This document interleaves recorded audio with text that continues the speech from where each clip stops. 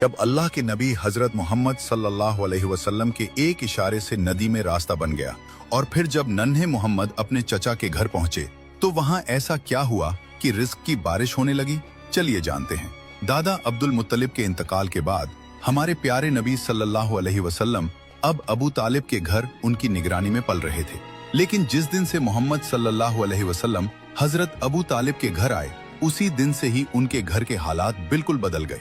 उनके घर के चारों तरफ हवा में एक अजीब सी खुशबू महसूस होती। हमेशा उनके घर जो खाने में कमी रहती थी, नन्हे मोहम्मद सल्लल्लाहु अलैहि वसल्लम के साथ बैठकर खाने से उसमें बेशुमार बरकतें उतर आईं। अबू तालिब का घर जो बहुत ही तंगहाली में था, अब उनके घर में रिज्क की बारिश होने लगी। उनकी जमीन जो सूखी और बंजर थी, अब वो हरियाली से भर गई। अक्सर ऐसा होता कि दूध की मश्क आधी भरी होती, लेकिन जब नन्हे मोहम्मद सल्लल्लाहु अलैहि वसल्लम उसका सिर्फ एक घूंट पीते तो दूध की मश्क पूरी भर जाती और घर के सारे लोग पेट भरकर दूध पीते, फिर भी दूध पूरी तरह भरा रहता। बीवी पूछती, ये कैसा करिश्मा है, ये कैसा जादू है। हजरत अबू तालिब बोले, ये कोई करिश्मा नहीं, ये मेरे भतीजे मोहम्मद की बरकत है। अबू तालिब जब बच्चों को मोहम्मद सल्लल्लाहु अलैहि वसल्लम के साथ खेलते देखते तो उनके दिल में एक अजीब सा सुकून का एहसास होता। वो अपने दिल ही दिल में कहते, ये बच्चा अजीब है, अल्लाह ताला इस बच्चे को किसी बड़े काम के लिए तैयार कर रहा है। वैसे तो दादा हजरत अब्दुल मुत्तलिब का साया उठ चुका था, लेकिन उनके इंतकाल से पहले की वसीयत पूरी हुई।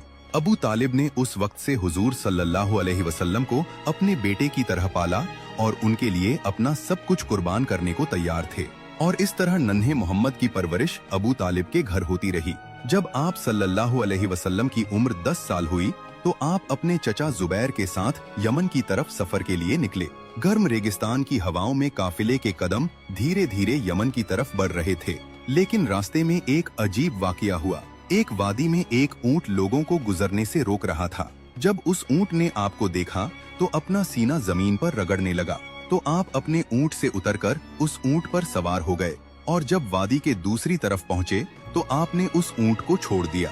जब आप काफिले के साथ सफर से वापस लौटे तो देखा कि वो वादी पानी से भर गया है। आपने काफिले वालों से कहा, सारे लोग मेरे पीछे पीछे आ जाओ। जब आपने उस वादी में अपना पहला कदम रखा तभी अल्लाह ताला ने अपना करिश्मा दिखाया और पानी को एक ही लम्हे में खुश्क कर दिया। हजरत मोहम्मद सल्लल्लाहु अलैहि वसल्लम और काफिले के लोग आसानी से वादी पार कर गए। जब काफिला सलामती के साथ मक्का लौटा तो लोगों ने सारा वाकया शहर वालों को सुनाया।